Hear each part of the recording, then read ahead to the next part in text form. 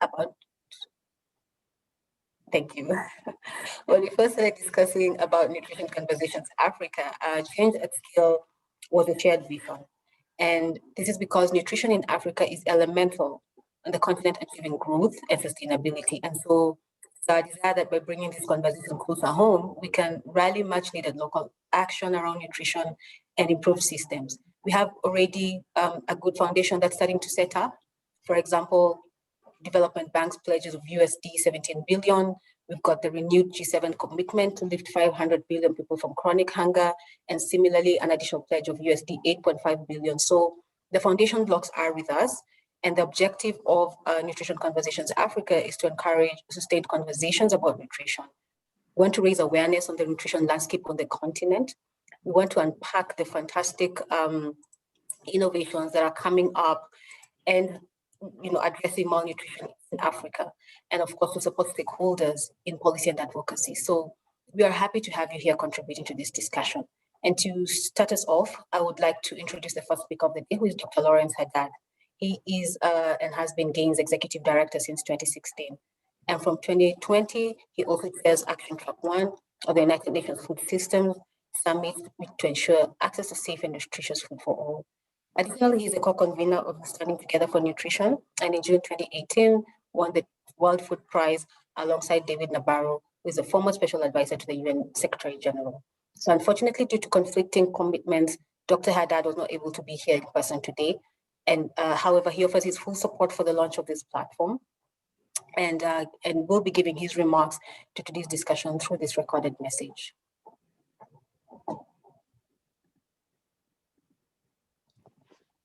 1 minute, sorry. Please, I need to share my screen.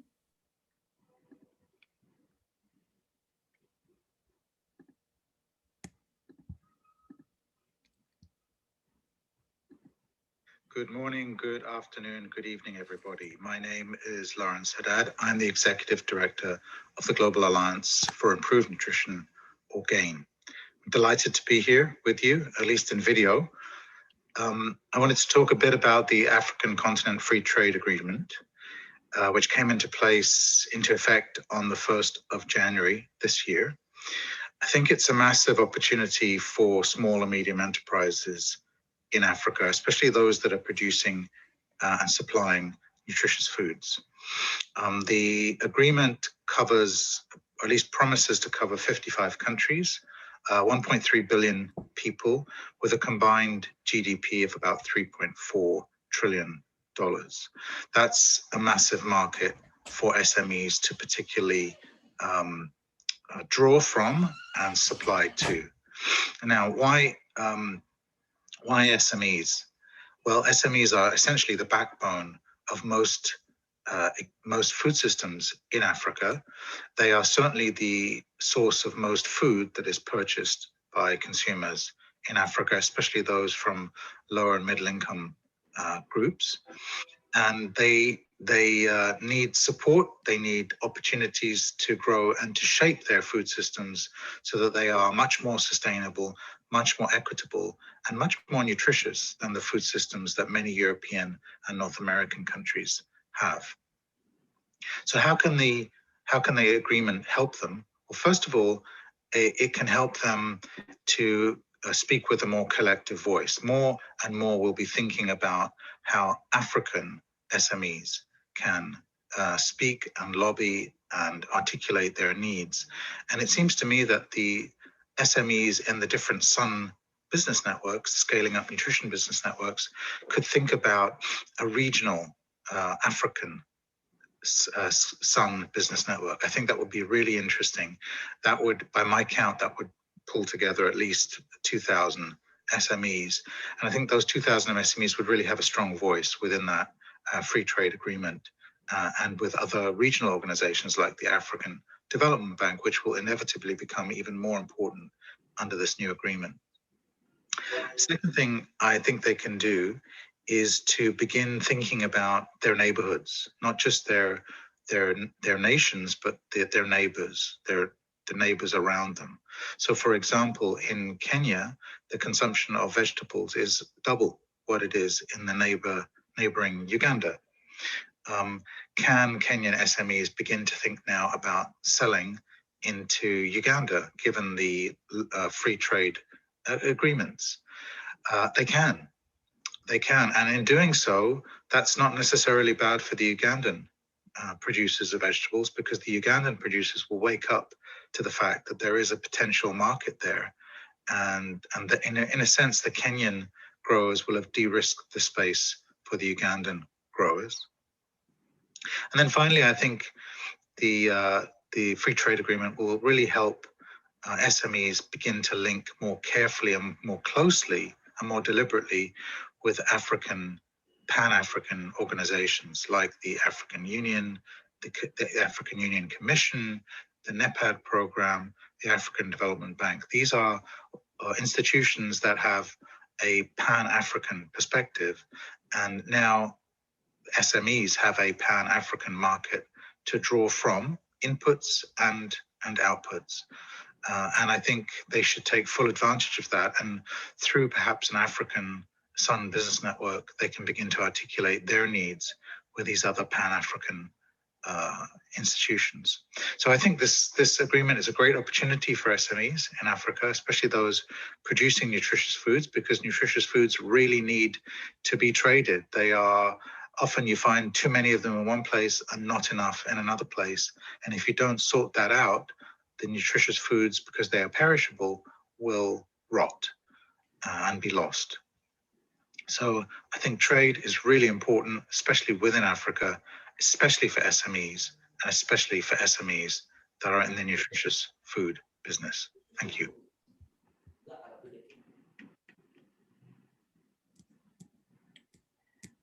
Thank you, Dr. Haddad. Thank you for that message. I agreed.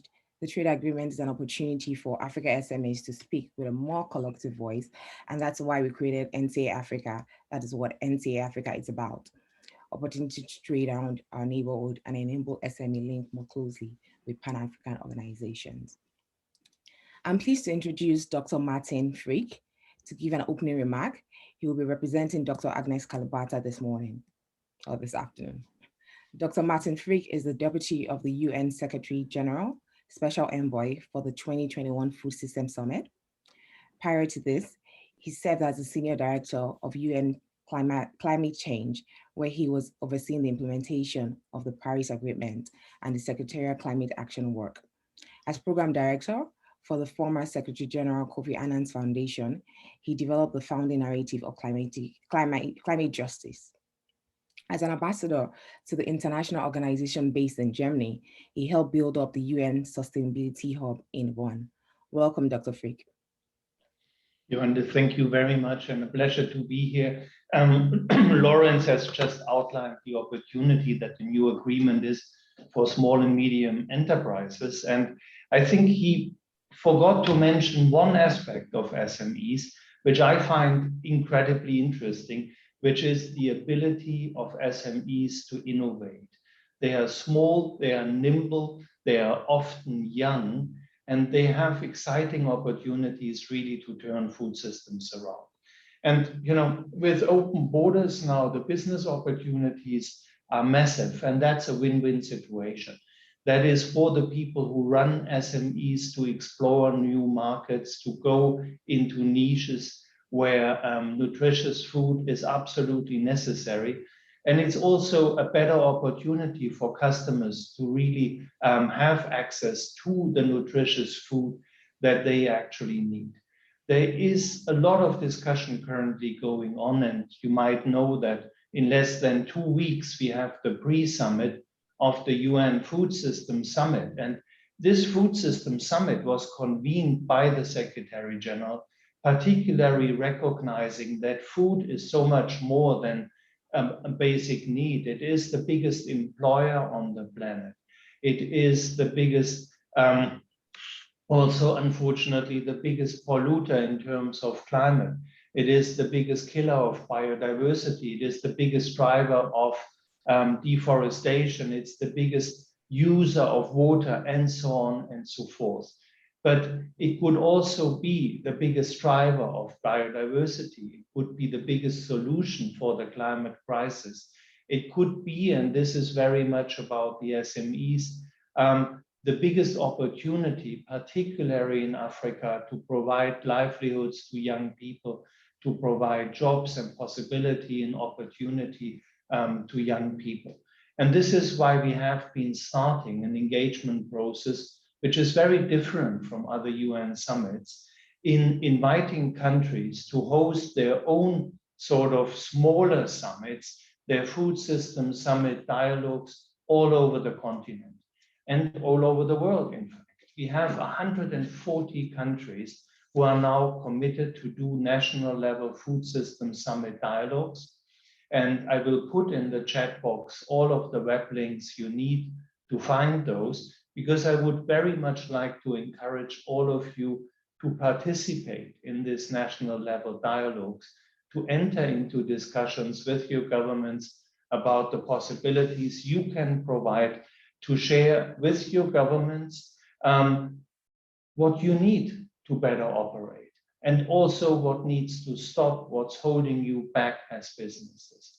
And we also in this summit have now more than 700 independent dialogues, which we also use to hear from small and medium-sized enterprises, to get really all of the voices from all over the planet in to prepare the discussions which we do here in Rome on the 26th to the 28th of July, but really to bring all of these issues to heads of states and heads of government level. It's time to transform our food systems, and the small and medium-sized enterprises are the core engine here, because you're rooted in the local communities, but you're big enough to really make an impact, particularly if you take all the force of the SMEs in the continental size together. So with that, thank you very much for having me, and best of success for this meeting today. Thank you. Thank you very much, Dr. Frick. We're very happy to have you here to give us insightful opening remarks. We agree there are clear opportunities for improvement, especially around innovation and the leverages with the upcoming United Food System Summit. So there are vast and dynamic opportunities to answer this call to action. And we hope that, we're starting this conversation and we're starting to call SMEs for to be able to bear the work that is ahead and put forward the strong call to action that you've brought forward. So thank you so much for that. We'll then now move to the next session remarks, where we have with us Hajiya Halima Lawal, who is the Commissioner of Agriculture, Kaduna State, Nigeria. And it is a pleasure to have you with us here, Honorable Commissioner. She is the current Commissioner of Agriculture in Kaduna State and holds a BSc in Agriculture and Masters in Business Administration from Ahmadu Bello University in Kaduna State. Commissioner Halima Lawal has also obtained several relevant certificates from several local and international institutes. She is a profound veteran on financial discourses, and she holds scholarly experiences in commercial banking, development finance, financial inclusion, administration and management within and outside the African continent. So over the years, she has developed a very strong passion for matters bordering on women, inclusion, and justice. And we thank you so much for being here with us. Welcome to give your opening remarks. Thank you very much, everyone. Good morning and good afternoon. I'm honored to be here as part of this conversation. It is gratifying to know that we're taking action at this moment, because our dietary imbalances and nutrition on the continent has been very well known. I particularly want to congratulate GAIN and Wandieville for this initiative. This is the right time to embark on this conversation. We do know that malnutrition occurs when people do not have the right foods to eat, or they maintain a balance that doesn't provide them with the right nutrients. And particularly in Africa, because of socioeconomic and political factors, we are more vulnerable. Again, poverty is another factor that could affect the availability and affordability of these foods that ordinarily you would expect people to be able to access. Some of this, the prices of these foods are sometimes high. Sometimes it's because we don't have the purchasing power to be able to access those foods. Certainly that could be a convoluted twist now, because it makes you are poor, you can't access nutritious foods.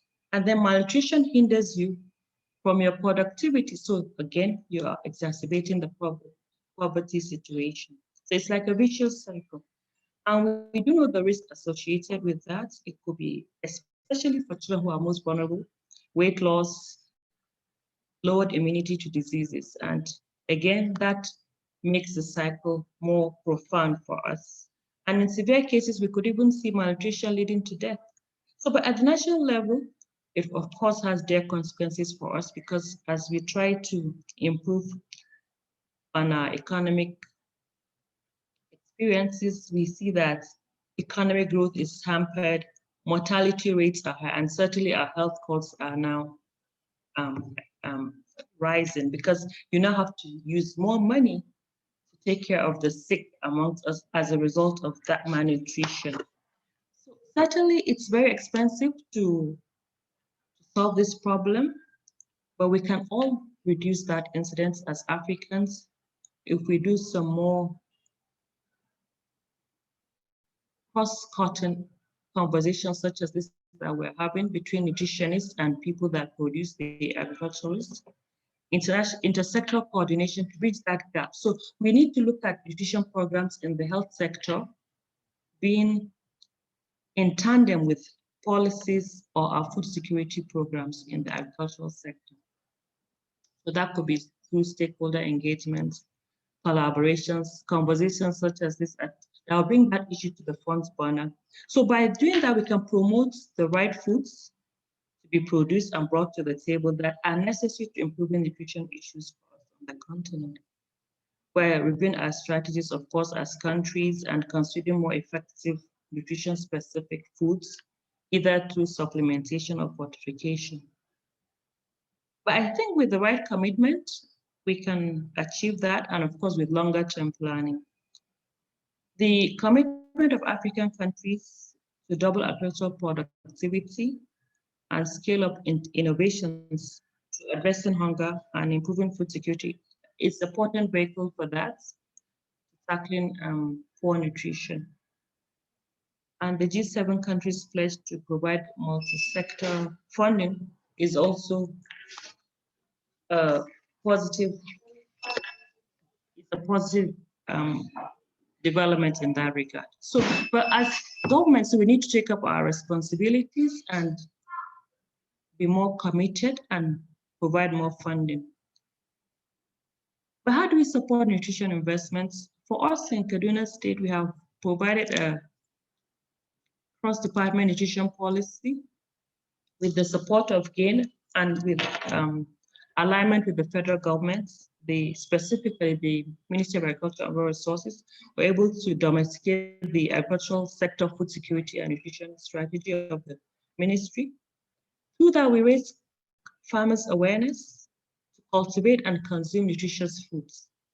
We collaborated with other partners for the cultivation and commercialization of biofortified crops such as maize and orange-fleshed potatoes, sweet potato. So IITA2 has supported us in that regard. And like I said previously, that is why we need to do more closer collaboration, be it with the governments, NGOs, organized private sector to achieve that. We're also working with the Ministry of Health to develop our food policy in the state. We have had support from IITA and Cultivating Frontiers in Agriculture, that is CNFA of the USAID, to provide safe and healthy foods, because we've seen aflatoxin in maize and groundnuts, because even the handling of the post-harvest handling of our produce can lead to non-nutritious foods being available at the table. We have also implemented the World Bank Accelerating Nutrition Results in Nigeria in Kaduna State.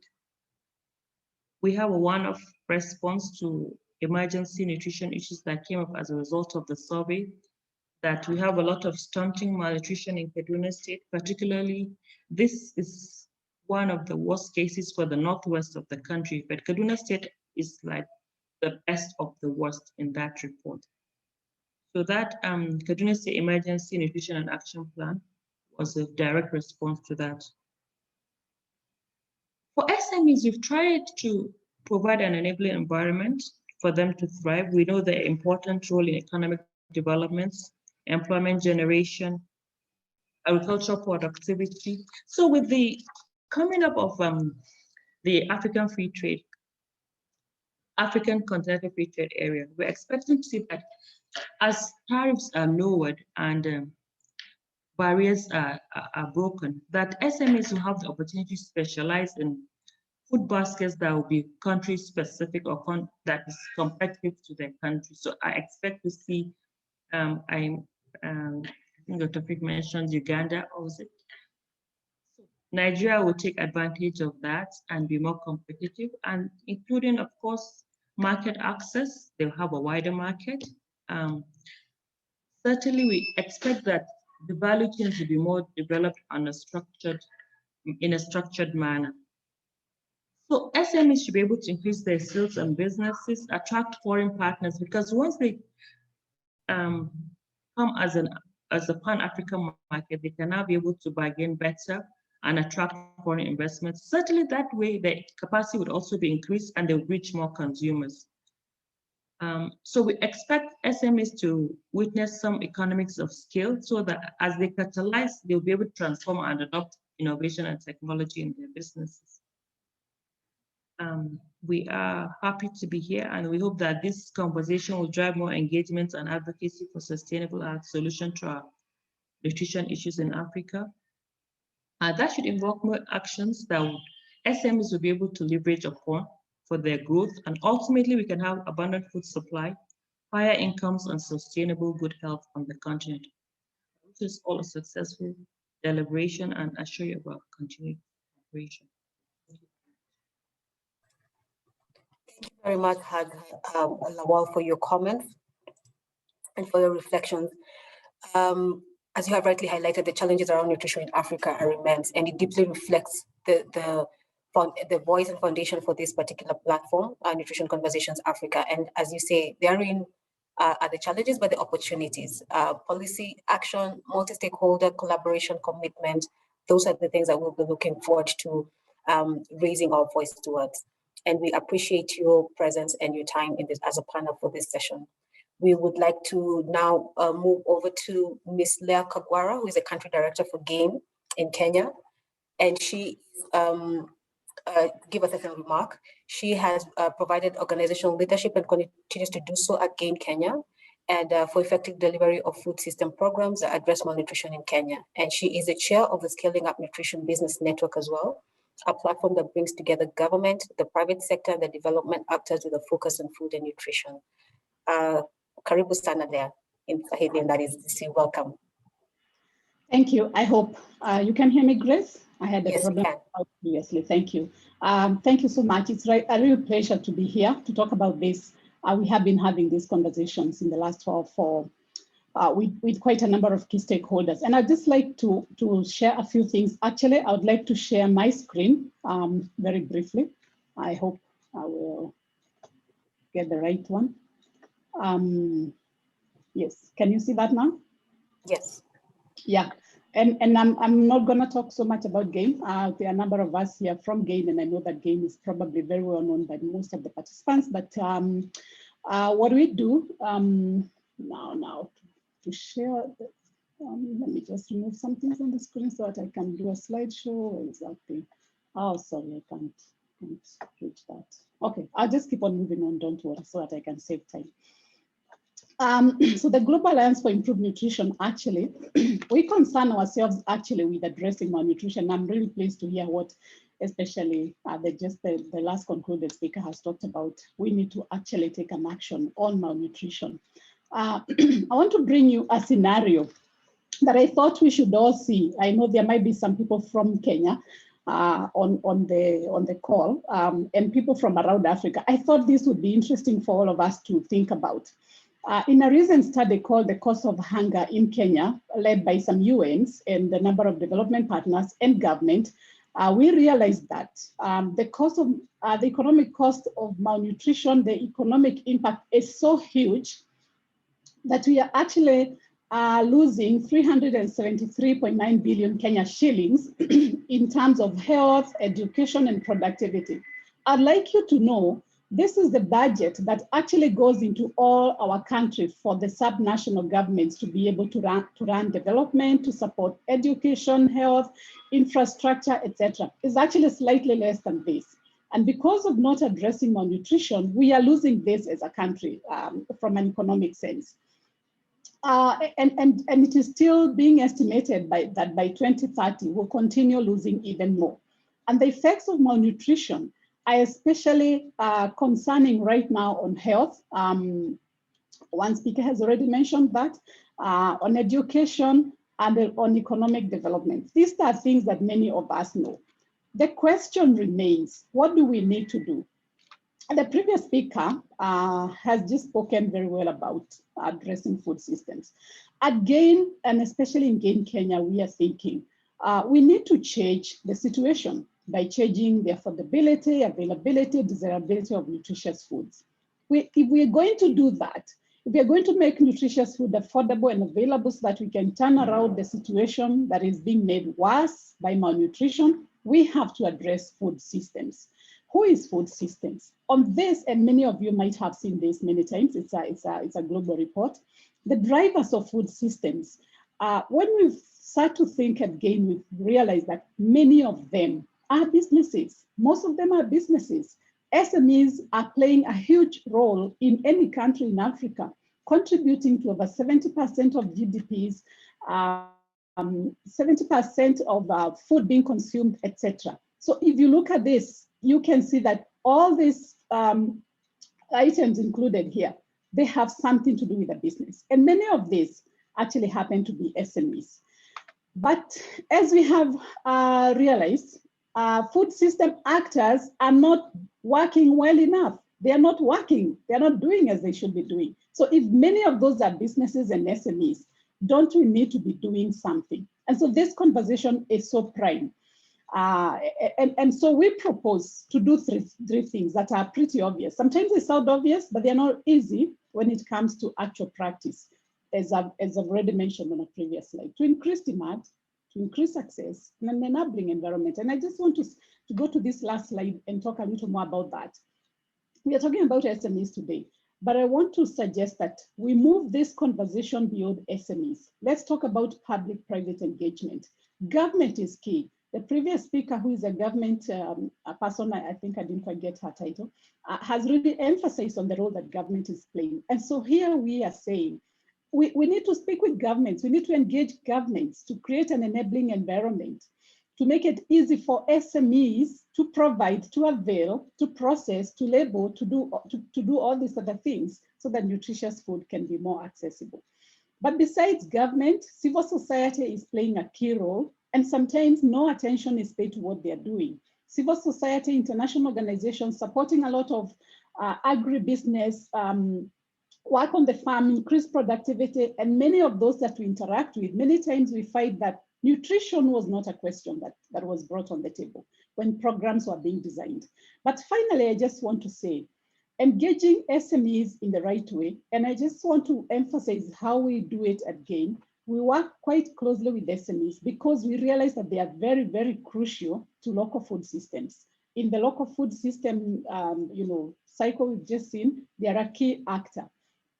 And so I saw a question on the chat, somebody asking what kind of support can be provided to SMEs.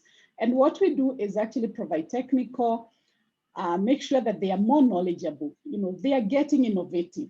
They can innovate so that they can provide more affordable, better packaged, in packages that are more accessible, especially to the bottom of the pyramid.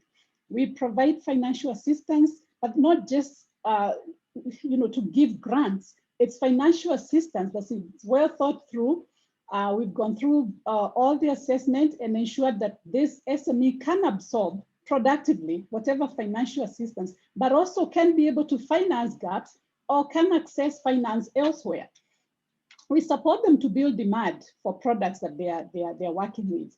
And of course, we support them to ensure that the foods are nutritious before they get to the consumers. And Lawrence, our director, talked about the SBN platform. I had just thought about that, and Uduak is good you're here. It's something that we need to be thinking about. Can we think about a regional Pan-Africa SBN platform? Can we speak across the continent?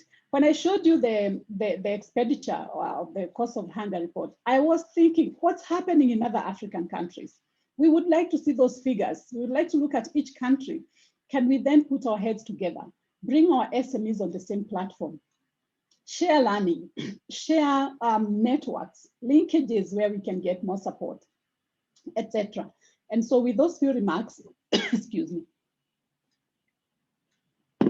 I look forward to a very productive discussion with very actionable recommendations. Thank you very much.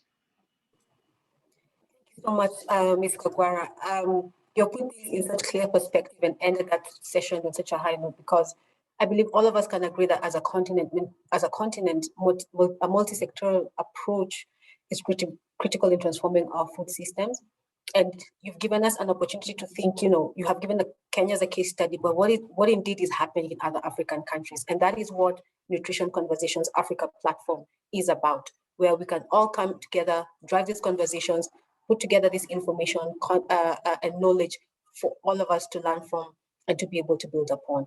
So I will invite my colleague Wandie so that she can take us through the panel session.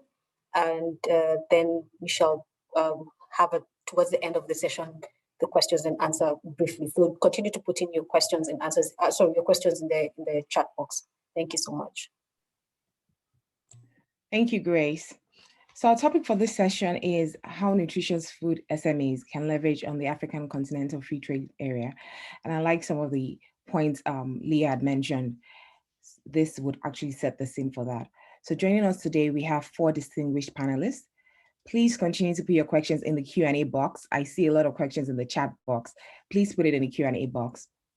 I'd like to begin this discussion with Uduak Igbeka.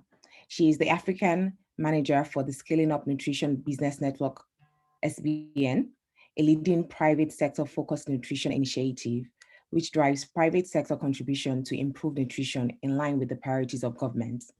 She has over 9 years experience working across large-scale food fortification, home fortification, promotion of biofortified crops, social behavioral change communication, and a wide spectrum of public-private engagement in nutrition. Uduak is a 7th commissioner for the Commission of Sustainable Agriculture Intensification. Welcome, Uduak. Thank you, Wandie. Pleased to be here. Uduak, what are some of the opportunities for nutritious food SMEs? How can they benefit from the intercontinental trade? I think most of it has been articulated by all the speakers who have said something this morning. I think the opportunity is huge. This is a time when businesses need to begin to think beyond their previous scope. You need to begin to think about expanding and really scaling up your operations and how you can improve access to safe, nutritious foods, not only in the country of your operations, but beyond your borders as well. I still think that a lot needs to be done in informing SMEs that this trade agreement actually exists.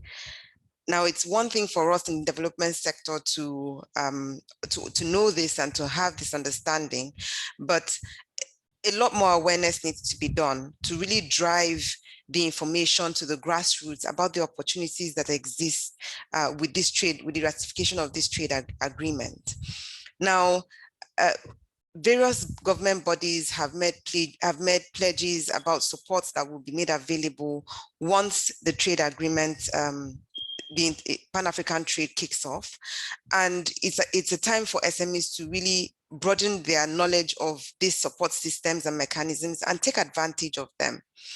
This is an opportunity to really pull in some foreign reserves, trading across the border beyond your local currency. It's an opportunity to gain more knowledge, to understand what the competition is doing and what the innovations in your field of operations are, and how you can also make your offerings more unique. It's a time for SMEs to start thinking more broadly and to be really innovative, thinking outside the box, because now it's a period where there will be a lot of competitions, not only from within the country but from across the border. How do you raise the standard of what you're producing and such that it is appealing and acceptable to those that could be your customer base beyond your borders? Now, we say that in some cases, consumers think that imported or foreign goods are better because they have the perception that the quality is higher. But now is the time for us to really promote our indigenous foods and products and raise the standard such that the consumers have a mindset change, and most of these products are a lot more acceptable. We have talked about indigenous foods that are nutritious, that have been lost over the years due to importation of cheaper options. But now is the time for us to really promote those nutritious indigenous foods and expand their availability beyond our borders. So I think it's a very good time for us to be having this conversation. It's a good time for SMEs to be more aware of what is going to be happening within their socioeconomic sphere and their ecosystem, and to take advantage of the opportunities as it has presented itself. Thank you, Uduak. And I agree with Uduak. It's the opportunity for SMEs to be innovative and, more importantly, create nutritious products from our indigenous local foods. So there's always an opportunity there for SMEs and people looking to go along that path. To build on this conversation, I would like to introduce Khadija Churchill. She is the CEO and founder of Kwanza Tukule Foods in Kenya, a cashless mobile-based business that is using technology to create a more efficient and effective supply chain for the street food industry. After living and working in London for nearly 11 years, Khadija returned to her home country in Kenya in 2017 to establish Kwanza Tukule, which means first let's eat in Swahili. The establishment of the startup is drawn out of a passion to use technological innovations and advancements to solve societal problems sustainably. Good morning, good afternoon, Khadija. Are you with us this afternoon? I see Khadija on there. Can you unmute yourself? Yes. Can you hear me now? Yes, I can. Good afternoon, Kenya. Good afternoon. So Khadija, what are some of the trade barriers nutritious food SMEs face on the continent, and how can SMEs tap into the African Continental Free Trade Agreement for growth and sustainability? Thank you. Thank you very much. And I agree with the previous speaker on most of the comments that were made. Just to reiterate some of the comments that have been made, I think some of the challenges is lack of awareness, in effect, of the opportunities that SMEs can leverage that already exists. So as a startup or as an SME, there's very little information out there of how you can trade between countries. So if, for example, we're looking to import beans from Tanzania, what are some of the things that you need to be aware of? What are the things that you can take advantage of? What are the policies that exist? Or what are the kind of crops that are being promoted that you can sort of push in your country? So awareness is huge, and understanding. And for SMEs, you know, the resources are very limited. So ability to go out there and look for this information yourself can be a lot challenging. But I think the opportunities that now we've got for ourselves is, in effect, what we will have or what we will have access to is a huge market, a huge network, and ability for SMEs to collaborate so that we're able to speak with one voice is critical, because now is the time when policies are being discussed, when initiatives are being looked at. So ability to represent the interest of the SMEs so that policies that are favorable to SMEs are implemented. Sometimes the policymakers or the decision makers are not also aware of how much involvement the SMEs have or how much knowledge the SMEs have in terms of local tradings between countries. So, so that would be important. Also, it's critical for the SMEs to learn some of the regulations that will come out of this.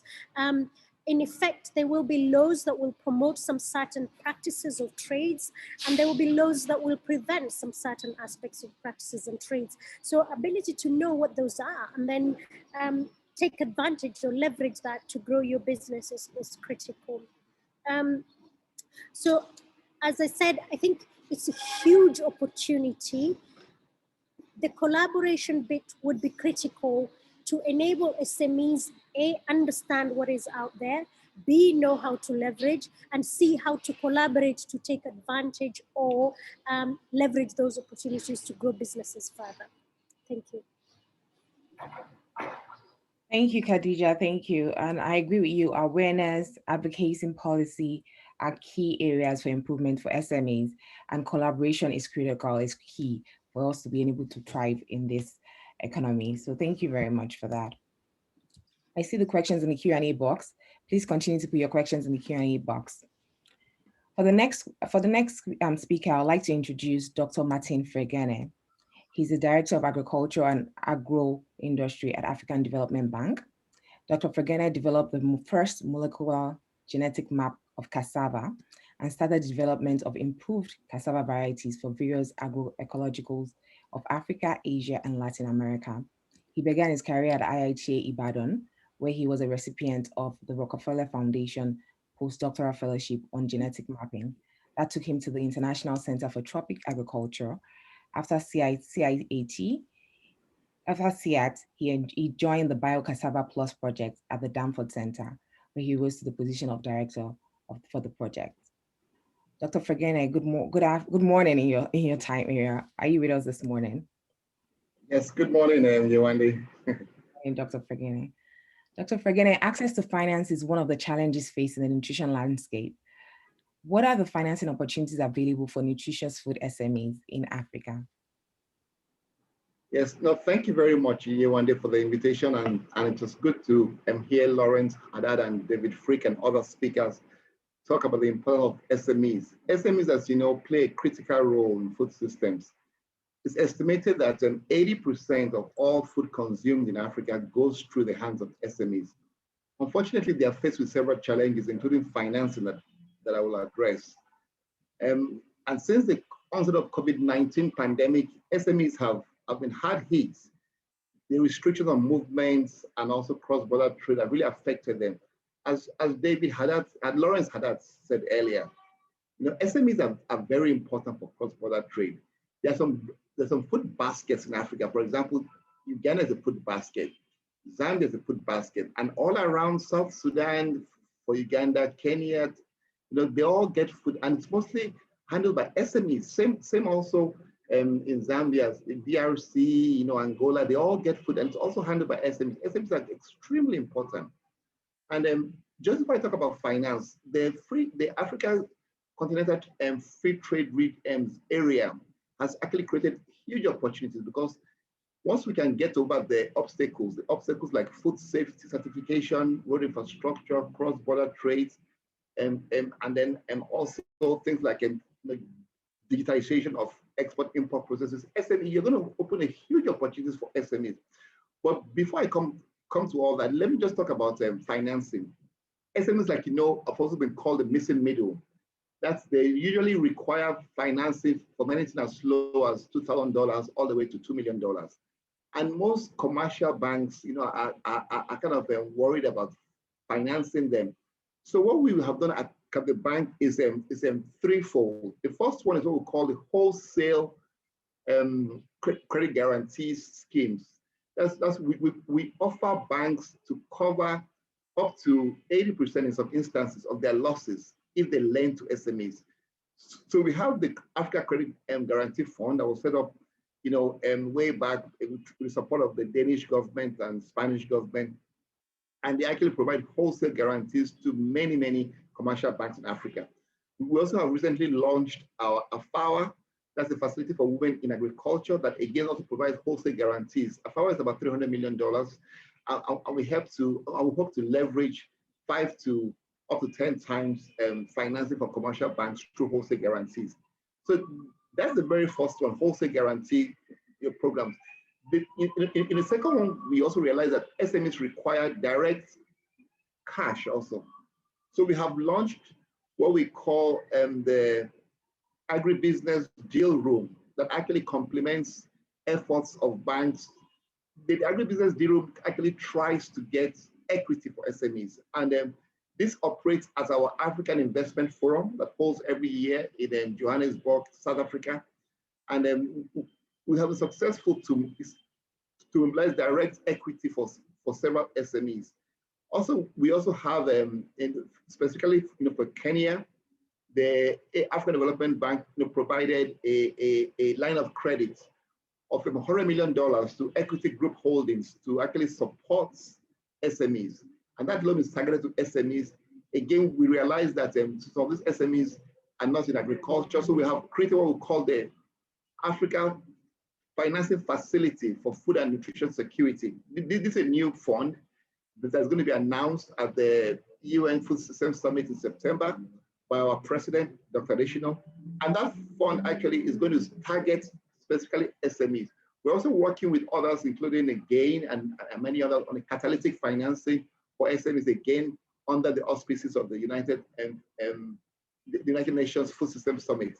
But having said all that, just before I stop, I just want to mention that even with the financing, you still have to help SMEs overcome the barriers, reduce the transaction costs. So the bank is actually financing a lot of cross-border road infrastructure, that's roads between countries, and also cross-border trade, especially the digitization of export and import processes, and most importantly, food safety laboratories.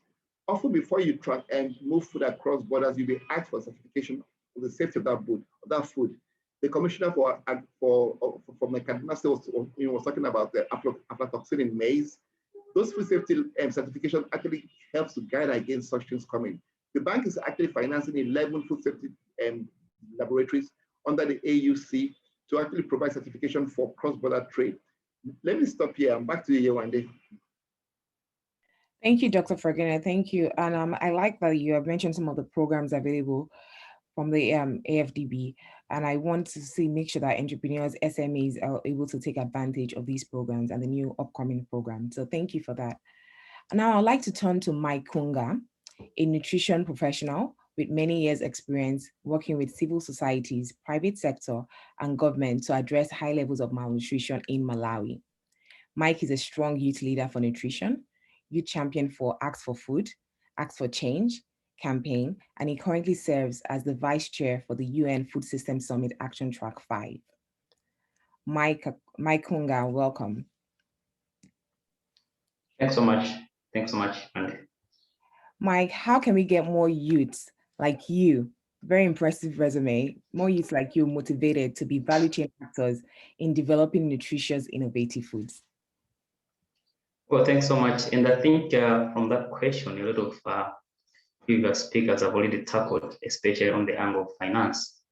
And let me also say that within my capacity as the vice chair for Action Track 5, I have done a number of engagements with youth around Africa, where I've developed a blog concerning how young Africans can transform food systems. And when I was interacting with many of them, the challenges that they were putting forward was around finance, capacity, knowledge, and science. So when it comes to really finance, you understand that for young people or young entrepreneurs, for them to boost their business, they need to have technology, they need to have equipment.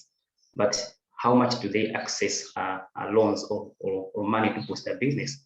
So that's a critical challenge.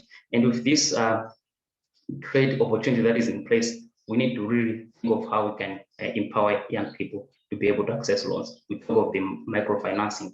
If we are able to make sure that these young people are able to attract these loans, they'll be able to boost their business. At the same time, let me also say that on policy, within our government or within institutions, we have to thoroughly look in terms of how we can transform these policies so that they should empower young people into agriculture or labor force.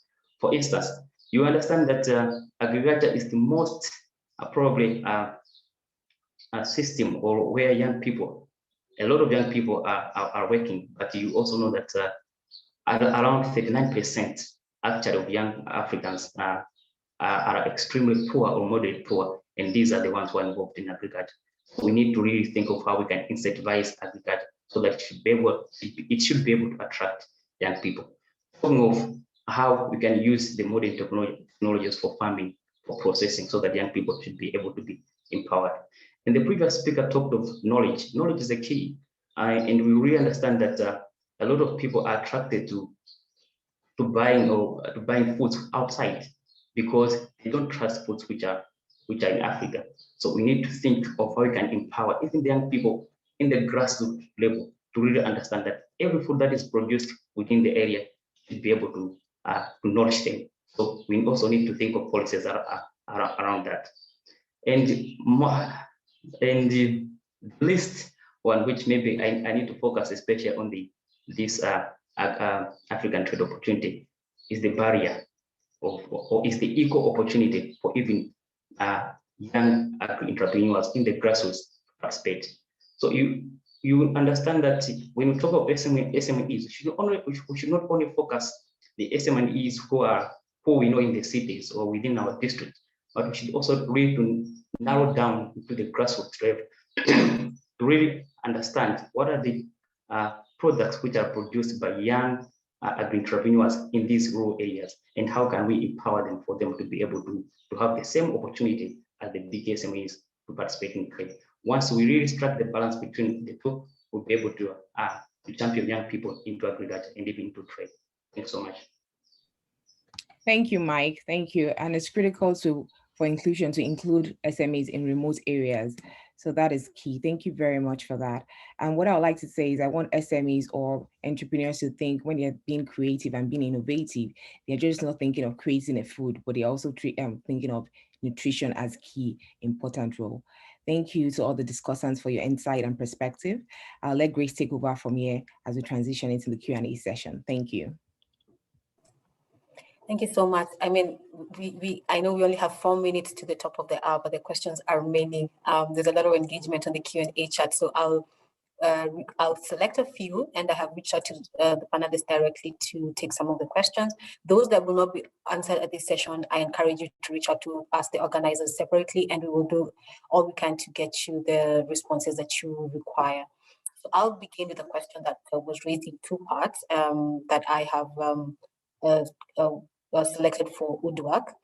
And the question that has been asked is, do you have examples of how countries can promote the cross-border trade in food, and how can they prioritize the most nutritious food as beneficiaries of interventions?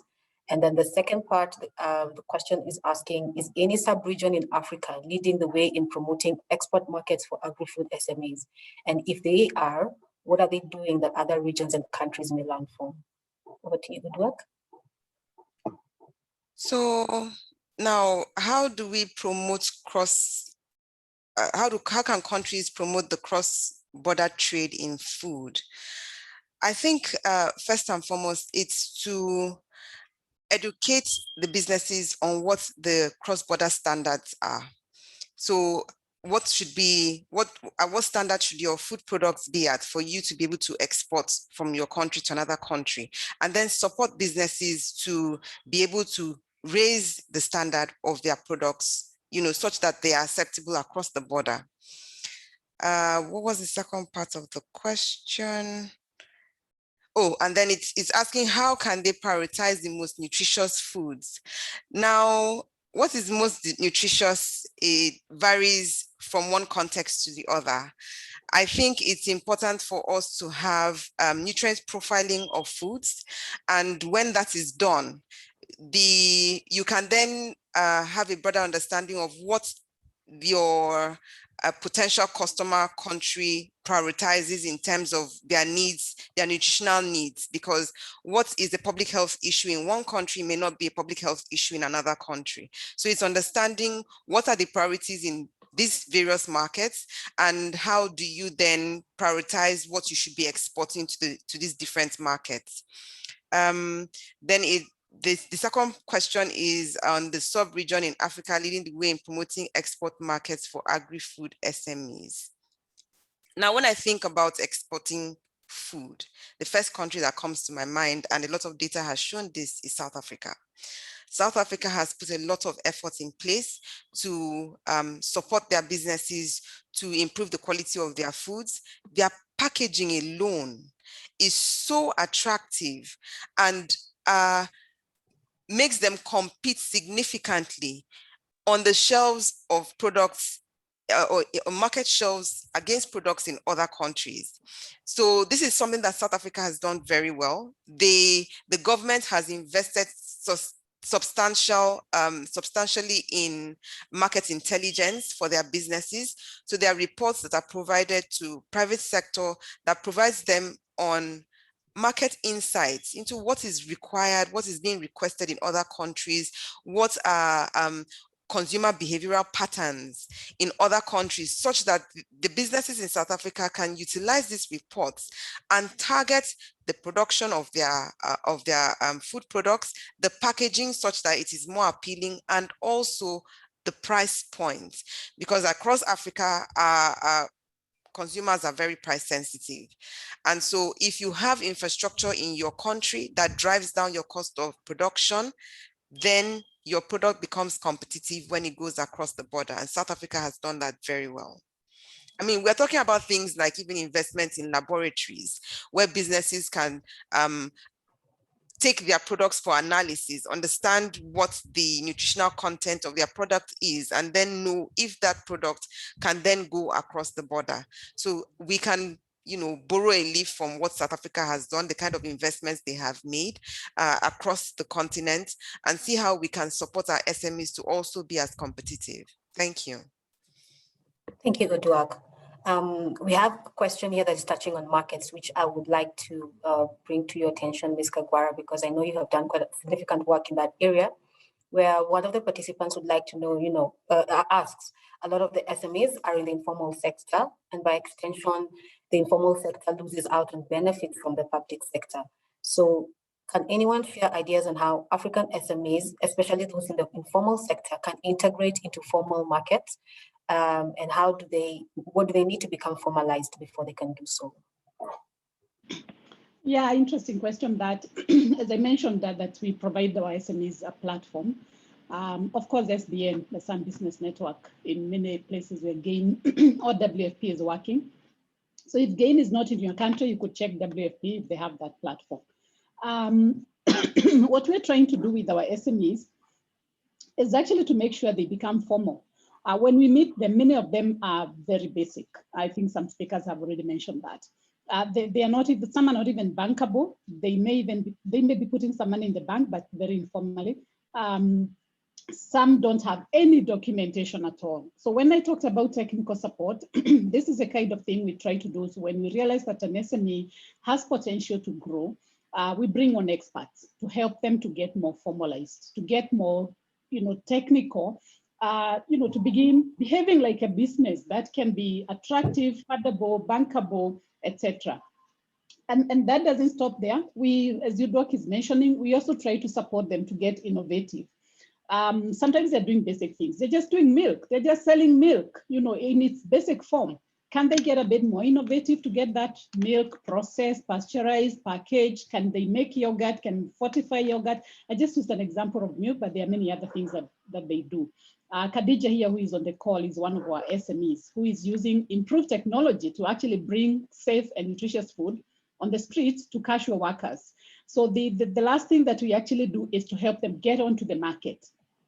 So when they have products, many times, as Uduak is saying, our SMEs products are very uncompetitive. Who will know? They go into kiosks, they go into mama bogas, the ones that sell on the ground. Who is gonna know? So again, we try to support them with market activation, to try and do market assessments. Are the products acceptable? who is going to be their likely customer, all those things that they struggle with. And that we have seen helping a good number of our SMEs be able to scale and also get a bit more formalized. Actually, we've seen some of them attracting support, not necessarily financial, from other players, sometimes financial, and sometimes they're able actually to go to the bank and be able to get even financial support. Thank you. Thank you, Leah. We have a question here for Dr. Fregene. I think you touched a bit on food safety, and we do have some questions for you here where the feeling is that, food safety issues are quite expensive. So some of the questions that are coming through is, food safety compliance systems are expensive, and how do SMEs then, in terms of food and health standards and sanitary and phytosanitary measures not being harmonized, how can they overcome these barriers? Yeah, no, thank you very much, Grace. That's a very good question. SMEs who want to export and want to fulfill all the requirements, by the importing country, often face a phalanx of them different requirements. I know even not just SMEs, even big companies like Nestle have complained to the bank, saying that if they are going to bring in a product into Tanzania, Uganda, and Kenya, they have to do multiple tests for each country just to be able to get those products accepted. That's why the AUC came up with the idea of a food safety network and a harmonized protocol for moving things all around Africa. And I spoke earlier about the bank financing these 11 laboratories all across. Hopefully, we're not there yet, but hopefully we will get to a point when all you just need to do is send it to one of those laboratories, have your product certified as free from pathogens or free from heavy metals and things like that. And with that, you should be able to move it all across. It's an initiative of the AUC, because otherwise it's just too much cost. Even for a big company like Nestle, it's just too much cost to be able to meet all the requirements, food safety requirements, for each country by SMEs. Thank you. Thank you very much. I think the last question we're going to take is wider for the audience, or rather for the panelists, in terms of data, information hub, knowledge hub with regards to the topic of today. That has been brought up, because access to data is also something that is quite a barrier for most of these SMEs. So does any of the panelists have a platform where they can refer the participants in terms of getting access to data for just for them to be able to scale up their businesses?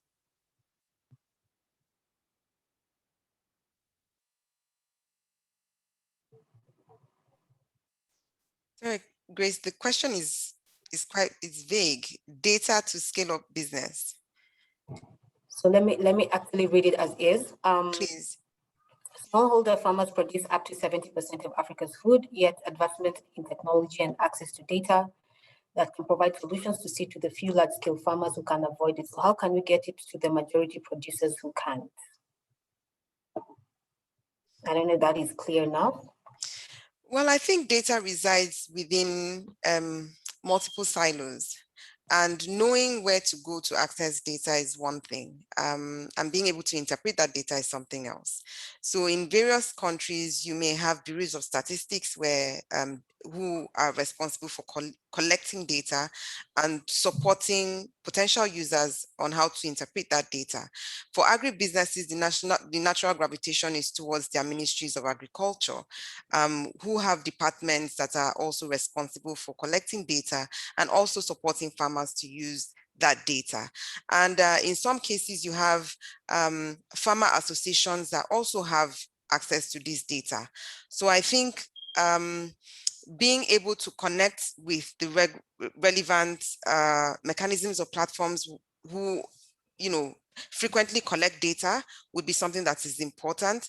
And then also connecting with your National Scaling Up Nutrition Business Network is also a good platform or good way to begin to be part of something that is bigger than yourself and gain access to information that may not be readily available to you as an individual business or SME. Thank you. Thank you so much, Uduak. I want to wind up the Q&A session there. And like I said before, the questions are many, and so we will take them. And please do send them. The email has been shared with you there to info@nutritionconversationsafrica.org. We shall be able to then to connect with the right resources that you require. I think we underestimated just how much time we need for this engaging conversation, as it shows SMEs play a critical role in this space. So I would want to once again thank each one of you for participating in this webinar, for our top panelists, our participants for keeping the engagement up and for joining us from all over the world and from Africa as well. We have had a great time here, and this is going to be a monthly event, Nutrition Conversations Africa webinar, and we shall be inviting different stakeholders to speak on different topics. So definitely keep it here and on our social media handles. I would also just want to invite Wandie for a final word, then we can wrap up. Thank you, Grace. And I just want to thank everyone for joining us today. It's been very engaging. We expected it would be an hour, but it's been more than an hour. So we'll keep that in mind next time. Please continue to follow our social media pages. A lot of engagement coming across social media, and the webinar will be consistent. And we want to hear from the different people, what are some of the challenges we face in Africa and how we can address it, because we have people like Dr. Fregene, we have Leah, we have Uduak, and we have people in the nutrition space that can help, and we have Gain. So I just want to say thank you to everybody. We appreciate your time. Thank you once again. And as we say in Kenya, asanteni sana. And the finals will be more numerous. Yes. Thank you. See you next time. All right. Bye-bye. Thank you. Thank you so much. Thanks so much.